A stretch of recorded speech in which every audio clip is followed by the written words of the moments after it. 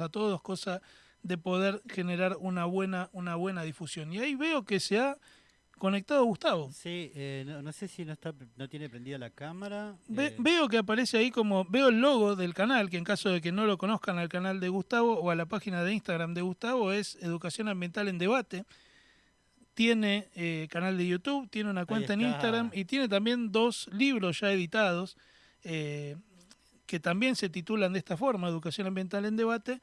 Y bueno, tenemos hoy la segunda columna en esta tercera temporada de Territorio, así que Gustavo, te recibimos y al mismo tiempo te damos la palabra. ¿Cómo andás? Buenas, ¿cómo andan? Hola Lucila, hola Rodrigo, ¿todo bien? Buenas tardes, Gustavo. Muy bien por acá. ¿Vos cómo estás? ¿Con frío también como nosotros? Qué hermoso empezar una columna de cambio climático diciendo que es frío, Ah, claro, ¿no? te di el pie. Qué lindo, sí, qué frío. Escuchaba la presentación, lo de las teorías, ¿cómo se llaman? Conspirativas. Teoría. Es mucho para Es un incluir, montón. es un montón para incluir al cambio climático en eso, pero bueno, me parece que está bueno tomar la sugerencia de Rodrigo y prepararnos lo que tengamos a mano para revolearnos con algo, insultos e improperios que me puedan dejar en el chat de la Séptima Radio en YouTube, los voy a recibir gratamente, gratamente. Bueno, ¿cómo están? ¿Bien? Bien, bien, por suerte acá esperando de alguna forma el partido de Argentina, no lo voy a negar. Sí, hoy puede ser el último partido de Messi en la selección, sí, así que Pues miedito. puede ser, sí, estamos así con la ansiedad y con frío, Con ¿no? mucho frío, Con mucho mucho frío. frío. Bueno, no voy a demorarme más. Como vos bien dijiste, Rodrigo, la columna tiene que ver sobre el cambio climático. Y tal vez el cambio climático sea la problemática más hablada, ¿no? Que tiene más prensa dentro de las problemáticas ambientales. Eh, y tiene que ver con que, bueno, la mencionan funcionarios públicos, políticos, en los medios de comunicación, en las redes sociales y también en las escuelas. Entonces, bueno, vale la pena retomarlo, ¿no? Porque esos discursos, justamente porque tienen esa difusión, se banalizan un poco y creo que vale la pena eh, darle una discusión a algunas cosas, porque esa banalización a veces quedan discursos un poco sesgados, a veces cargados de cierta intencionalidad, ¿no? Entonces, bueno, el propósito de esta columna va a ser hablar del cambio climático o el cambio climático en debate, pero podría llamarse también tres cosas que me molestan sobre el cambio climático. Un buen título para un libro. Sí, sí, tranquilamente podría ser para un libro, pero que me molestan específicamente de la comunicación y de la enseñanza del cambio climático. Así que voy a agarrarme mi machete acá. Advertencia, advertencia. Discutir sobre el cambio climático no te convierte en un negacionista del cambio climático. Así que si hay algún liberal libertario dando vueltas por ahí que se quiera venir a colgar de la columna, le digo, anda para allá, bobo. No, no hay, no. Creo que todo lo contrario, creo que poder poner cierta luz sobre algunas discusiones sobre el cambio climático, lejos de volverte un negacionista, sirve para que este cambio climático no sirva como paraguas argumental de todos los males que tiene el planeta y que muchas veces más de uno prefiere ocultar y le viene genial hablar de cambio climático para no hablar de ciertas responsabilidades y de ciertas culpabilidades. Así que, advertencia, no se me cuelguen, esto no va a ser una columna negacionista del cambio climático, ni mucho menos. Bueno, de las tres cosas que me molestan mucho, hay una con la que voy a empezar, que es la utilización del catastrofismo para dar mensajes. Horrible, horrible. Frases como, este es el año más caliente de la historia del planeta, o nunca llovió tanto como este año, las inundaciones más importantes de la historia, o el tan mencionado concepto de colapso ecológico, que incluso es la tapa de un renombrado libro. A mí no me gustan, no ayudan a darle sustento a ciertas informaciones. Veamos, ¿no? Cuando se dice es el año más caliente de la historia, repite todos los años, ¿no? Cuando se termina cada uno de los años, aparece estas frases, ¿no? De la sequía más importante de la historia, las inundaciones más importantes de la historia. Hay estudios, chicos, Lucila, Rodrigo, estudios paleoclimáticos que demuestran que prácticamente nadie discute que el planeta estuvo muchas veces mucho más frío y muchas veces mucho más cálido que en la actualidad. No hay que irse demasiado para atrás. Algunos cientos o miles de años atrás, en el Holoceno máximo o el periodo cálido medieval, fueron momentos donde el planeta estuvo mucho más caliente que ahora. ¿Cómo lo sabemos? Porque, bueno, la paleoclimatología se dedica justamente a estudiar cómo era el clima cuando no había registros sistemáticos como hay ahora. Y hay evidencias de que, por ejemplo, el nivel del mar, del que tanto se habla como consecuencia del cambio climático, estuvo mucho más alto de lo que está ahora. Hace poquito estuve en la ciudad de Mayo, cerca de la ciudad de San Nicolás, y ahí encontraba conchilla marina, ¿no? Evidencia de que el mar había llegado prácticamente hasta el puerto de Rosario. Tengo el privilegio de viajar a la isla Martín García, tuve, porque ya no vamos más, con los estudiantes de la facultad, y hay también un montón de evidencia de que incluso había oleaje en la isla Martín García. El mar estuvo muchas veces mucho más alto de lo que está ahora, porque el planeta estuvo mucho más caliente de lo que está ahora.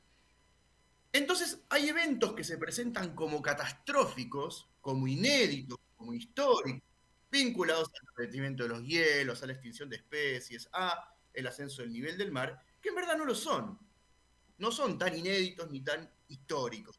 Y me gusta poner el caso del ejemplo de los osos polares, ¿no? El ejemplo estereotípico del osito polar parado arriba del bloquecito de hielo y bueno, que pierde su hábitat y se va a morir.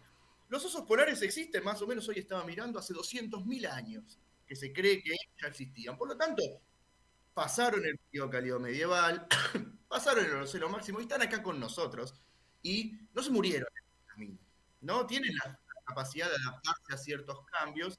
Entonces me parece que el catastrofismo hay que tener cuidado, ¿no? Y lo del colapso ecológico también me molesta, ¿no? Creo que hablar de colapso ecológico, incluso de esta idea de incluir una nueva era geológica, denominada antropoceno o capitaloceno, no sé cómo la proponen llamar, yo creo que quita la perspectiva de la escala de lo que es un verdadero colapso ecológico. Por ejemplo, disculpen que tengo que mirar las fechas porque no me las acuerdo, pero la gran extinción del Pérmico-Triásico hace 240 millones de años, si vamos a hablar de cuestiones geológicas, hablemos de cuestiones geológicas, se extinguieron el 99% de las especies terrestres y el 96% de las especies marinas que había en ese momento. Es la mayor extinción de especies de la historia geológica del planeta. Y sucedió geológicamente hace relativamente poco, ¿no?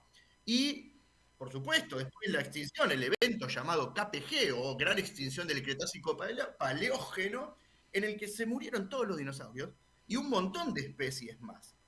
De manera geológicamente repentina, dentro de todo repentina. Entonces, el concepto de colapso ecológico, para mí colapso ecológico es otra cosa, tal vez tengo el vicio de ser profe de geofísica, tal vez colapso ecológico es otra cosa, y además perder la escala de lo que verdaderamente representa un colapso ecológico en tiempos geológicos, ya que proponen esta nueva era geológica. Y después, bueno, yo cito, siempre me gusta citar a Al Gore, no sé si lo ubican a Al Gore, candidato a vicepresidente de los Estados Unidos, vicepresidente de los Estados Unidos, candidato a presidente, y tal vez la voz más pronunciada contra el cambio climático, que dice que la contaminación que emitimos es equivalente a 400.000 bombas atómicas por día.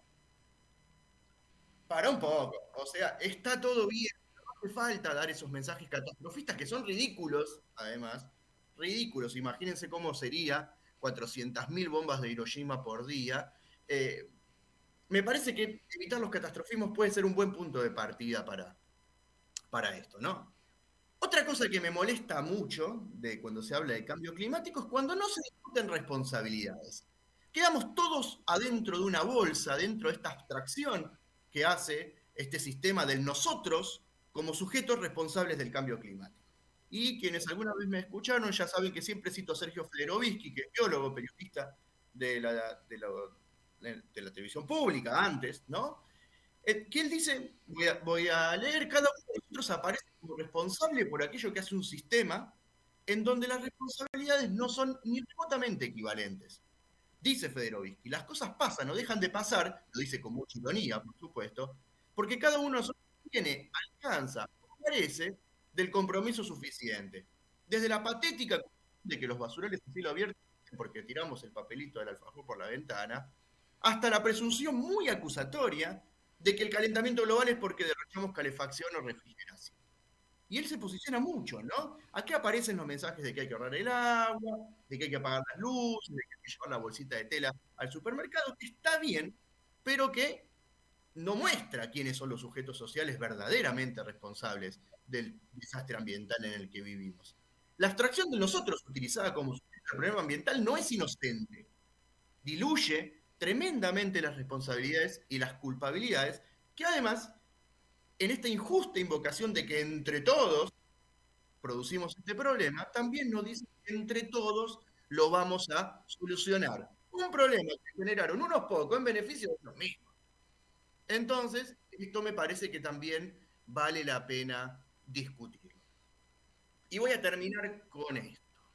Lo último que me molesta, pero que me molesta mucho, es cuando se le echa la culpa al cambio climático de absolutamente todos los males que suceden sobre la Tierra. Y esto también tiene su carga ideológica. Por ejemplo, estaba leyendo ayer, se responsabiliza el cambio climático, escuchen esto, por las migraciones forzadas que sufren millones de personas al año, ¿no? Y que deben desplazarse o refugiarse porque fueron afectados por una tormenta, por un tornado, por un huracán o por una inundación. ¿De verdad? Yo les pregunto, y paro un poco así a ver si Rodrigo quiere meter algún boquillo, Lucy. ¿De verdad puede creer que esas personas las desplaza el clima? ¿O las desplaza la injusticia social, la ausencia del Estado, la desigualdad social? Yo verdaderamente creo que no es el clima quien desplaza a esas personas, ni es el cambio climático, sino que obedece a un montón de factores políticos, productivos, económicos, sistémicos, que también vale la pena discutir en lugar de caerle al cambio climático como responsable de esto. No sé, Rodrigo, si quieres decir algo así yo descanso un poco la voz. O Lucila. No, yo en principio, bueno, primero que acuerdo con esto, ¿no? De que muchas veces el mensaje es no diría sobredimensionado, sino que muchas veces así como exuberante. Recuerdo siempre la frase esa de ¿cómo te atreves? Que decía Greta Thunberg, que después no sé en dónde terminó, pero debe andar por ahí protestando, pero de alguna forma es como que es un mensaje contraproducente. Y en este traslado o transición de la responsabilidad o de la culpabilidad, si bien lo voy a extrapolar de ámbito de análisis, yo siempre recuerdo a Nietzsche cuando en el Anticristo decía que la culpa es algo que se creó para poder atribuir la responsabilidad de otras cosas a la mayor parte de la población. Él lo hablaba en relación a la religión, de lo cual también podemos estar hablando un rato largo, pero en este caso también la idea de las consecuencias derivadas del cambio climático tienen un poco que ver con esta cuestión de construir esa sensación de culpabilidad como una falsa responsabilidad que traslada o tiende a difuminar las verdaderas responsabilidades, ¿no? Que muchas veces pasa con él, no traigas la bolsita tráete tu bolsita porque el supermercado no te da una bolsa de papel o no te da una bolsa biodegradable, que está bien, ¿sí? Está bien reducir ese tipo de cuestiones, pero eso no va a hacer que, por ejemplo, los grandes complejos industriales emitan menos, de alguna forma. Mirá, alguna vez en una charla Darío Strasreiber me dijo algo que para mí fue súper importante. Lo comparó con el tema de la violencia de género, ¿no? Y él decía, o las desigualdades de género, y él me decía, el hecho de que en una pareja se redistribuyan más justamente las tareas del hogar y no recaiga todo sobre la mujer, es sumamente importante. Es re importante que eso pase. ¿Eso destruye el patriarcado? Definitivamente no. Tienen que pasar un montón de otras cosas. Bueno, yo creo que esto es un poco así. Está bueno que uno lleve la bolsita de plástico, que uno no derroche la energía. Por supuesto que está bien y son prácticas ecológicas que tenemos que enseñar.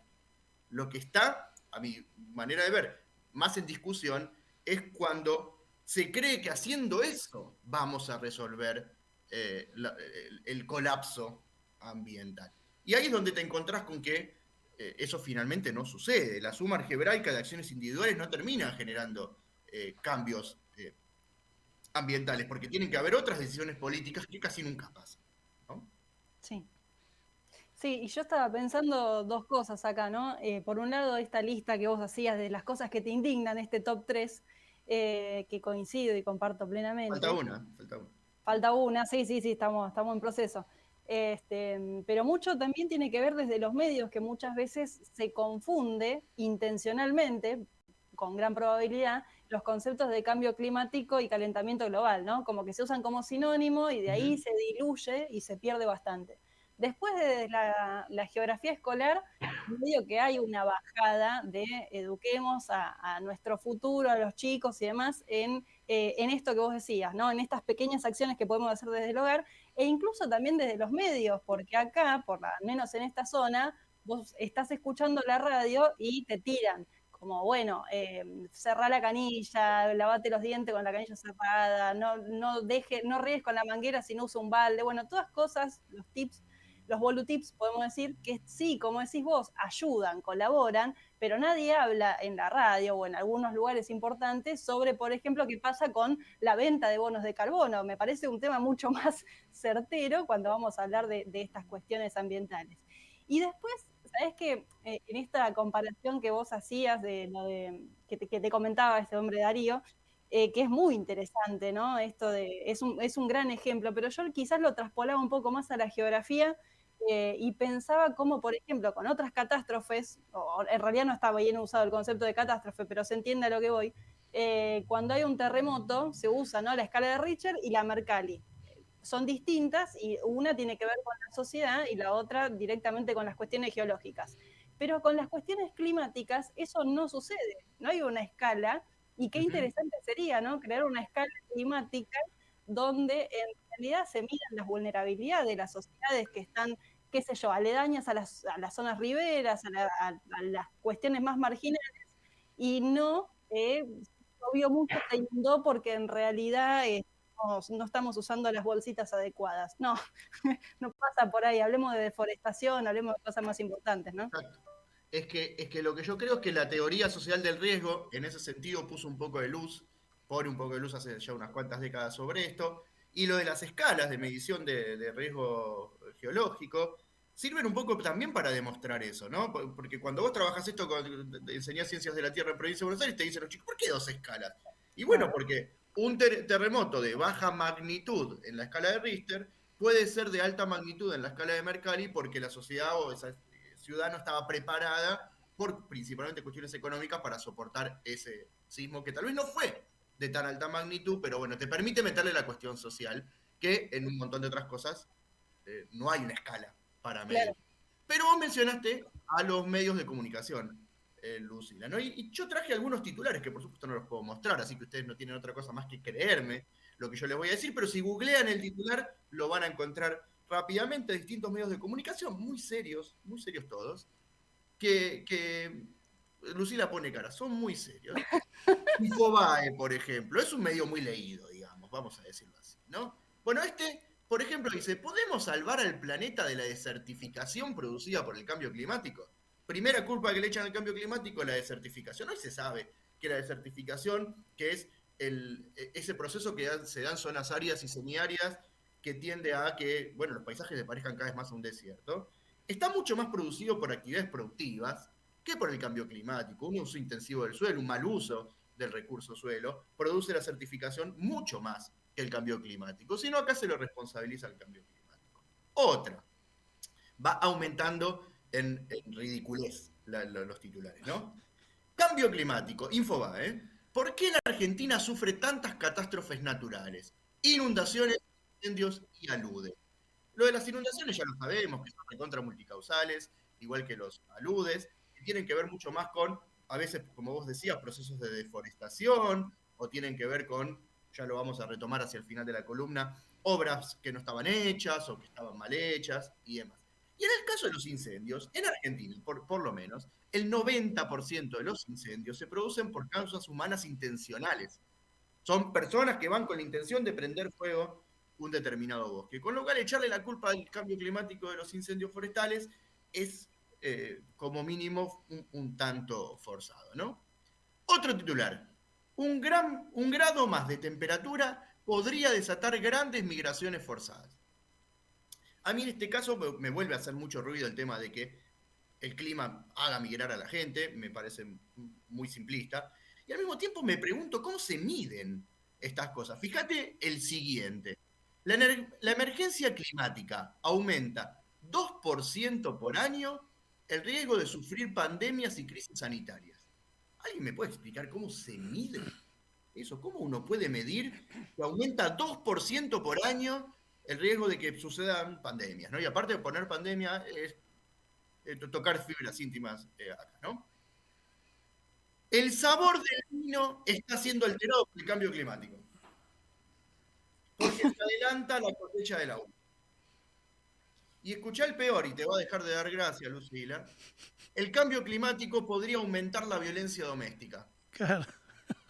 Las agresiones sexuales, esto es real, chicos, ¿eh? Las agresiones, voy a leer el copete. Las agresiones sexuales y el abuso físico contra las mujeres aumenta durante los fenómenos climáticos extremos. Esto es real, serio, y este en particular es una nota de Infobae. Entonces, si hay más violencia de género, debe ser porque hace más calor y debe ser porque entonces tenemos el cambio climático entre nosotros.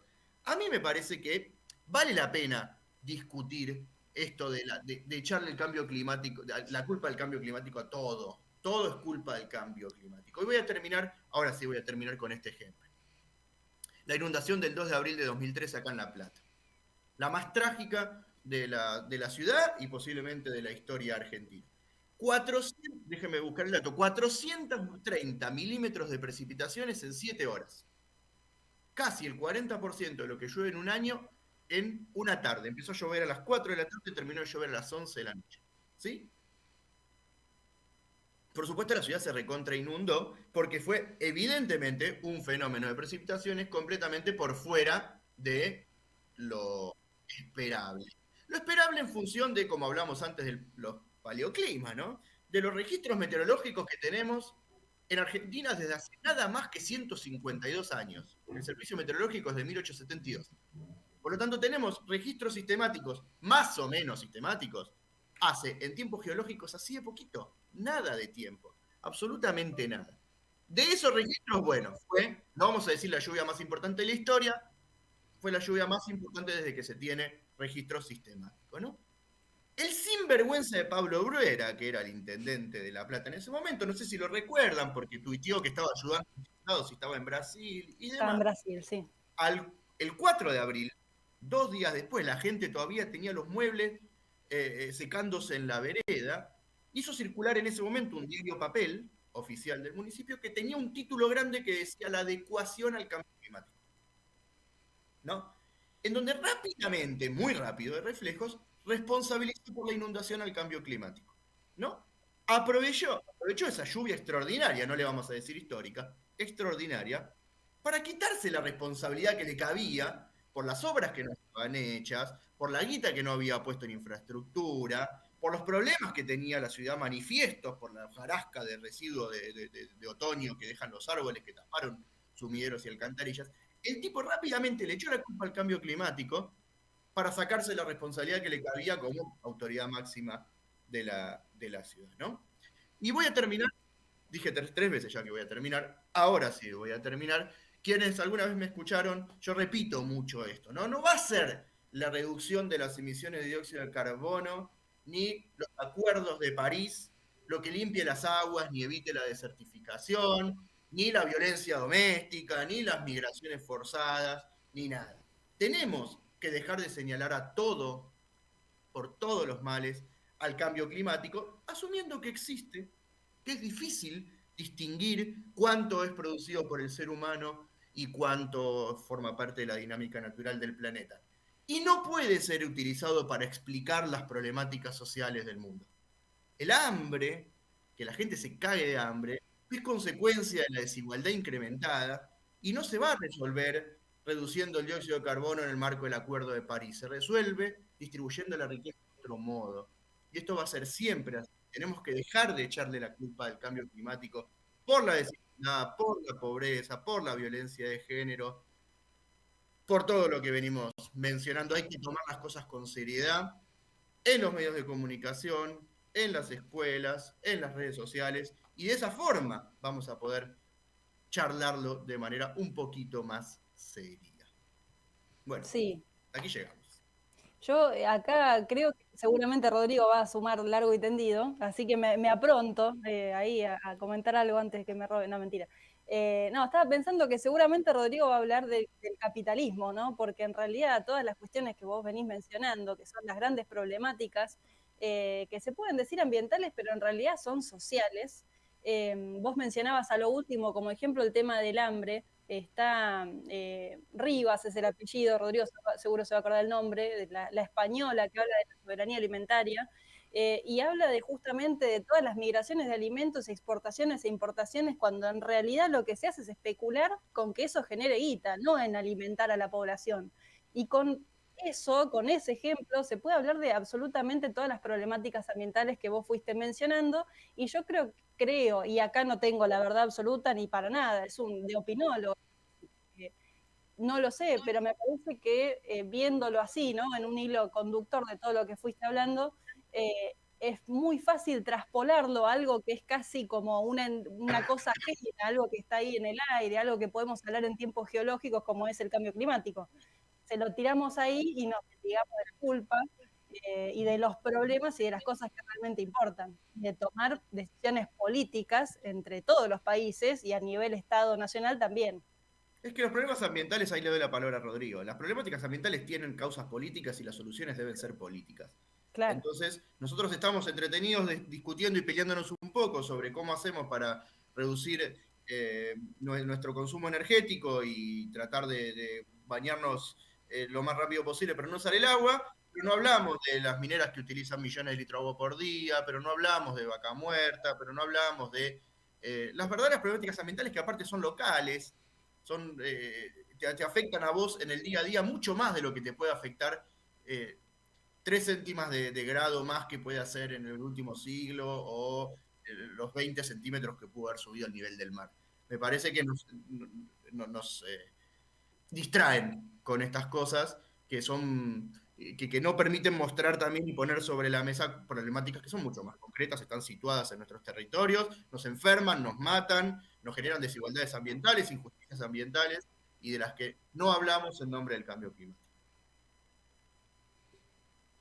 Yo lo único que voy a decir, hay un par de mensajes, ¿sí? Que acá Gerardo dice, antes de tirar la que voy a tirar, que dice, recuerdo cuando en el año 2010, que tenía 3 años de antigüedad docente, les pasé un documental sobre el cambio climático y un estudiante con tono catastrofista me preguntó qué va a pasar con nosotros. ¿Sí? Algo así como el capítulo ese de Los Simpsons, de alguien puede pensar en los niños, me lo imagino. Y después JJ González dice, sí, pero en los supermercados no te dan bolsita, pero es irónico porque la papa, la zanahoria, tomate y otras verduras las tenés que poner en bolsas separadas, lo cual es un buen punto, ¿sí? Y lo que yo iba a decir es que tanto tu canal, Gustavo, como el canal mío, como el espacio de Diego, como las redes que armamos, siempre estamos procurando avanzar en lo que es la divulgación de una enseñanza geográfica acorde a los tiempos que corren. Y cuando vos ves en estos medios que trascienden títulos que hablan de porque hace más calor hay más violencia doméstica, porque hace más calor, no sé, la excusa que se te ocurra, de alguna forma lo que vos lees entre líneas es la persistencia de enfoques deterministas. ¿Sí? Sí. Que es lo mismo que vos, que en su momento cuando Europa empezó a hacer de África y de Asia su patio trasero, y Estados Unidos con el resto de América, la forma de legitimar ese dominio colonial era construir una inferioridad, y la única forma que encontraron en un primer momento no solo fue la de señalar el color como algo perjudicial, sino también de decir que porque había temperatura elevada la gente de ahí no podía pensar. Entonces, esto es, de alguna forma, esa continuidad de los enfoques por otros medios, y es un poco contra lo cual uno trata de discutir hoy por hoy. O sea, no se trata de poner en evidencia solamente el titular de Infobae porque es una bestialidad, sino que también vos podés tomar ese titular, trasladarlo al aula y decir, mira, esto es lo que se pensaba en 1870. Eh, y por ahí hace un poco de ruido, ¿no? Mirá, alguna vez escribimos en el newsletter que teníamos con Javier Romero sobre el peligro de las correlaciones estadísticas, ¿no? Y el hecho de que dos variables estén relacionadas no significa que tienen vínculo entre sí. ¿En los últimos años aumentó la temperatura global del planeta? Sí. ¿En los últimos años aumentó la violencia de género? Sí. ¿Hay vínculo entre las dos? No. Entonces, me parece que, repito, discutir estas cosas, chicos, no te convierte en un negacionista del cambio climático. Muchas veces me han señalado de ese modo por algunas cosas que escribí, que publiqué. Yo creo que es todo lo contrario. Creo que de verdad vale la pena discutir sobre el cambio climático y poner alguna voz de disidencia sobre algunas cosas. Hay pocas cosas que estén tan cristalizadas como que nosotros los humanos somos todos absolutamente responsables del cambio climático. A mí me parece que uno entra a las aulas todos los días para discutir lo que no se discute. Y esto es una de las cosas que más no se discuten en el aula y en los medios de comunicación, y vale la pena hacerlo, y espero que, bueno, la columna haya servido para pensar un poco sobre esto. Bien, bueno, Gustavo, por supuesto que sí, y desde ya creo que estamos todos esperando tu próxima participación acá en la radio. Bueno, En muchas principio, gracias. Le robé un montón de programas, 7:37 son. no pasa nada. Sí, bueno, muchas gracias de vuelta por el espacio de la columna, disfruto un montón hacerla, y bueno, y sigan con el guión del programa, que les quité una bocha de tiempo. En la próxima nos volvemos a ver. Listo, dale, así será, Gustavo. Muchas gracias, y bueno, Gracias. nos veremos en unas semanas Dale. por este mismo canal. Chao, Lucila. Nos vemos. Muchas Chao, gracias, y nada de robado, al contrario, cuando se arma el debate y se extiende la charla es porque está bueno. Así que muchas gracias por tu Gracias. tiempo, Gustavo. Nos vemos.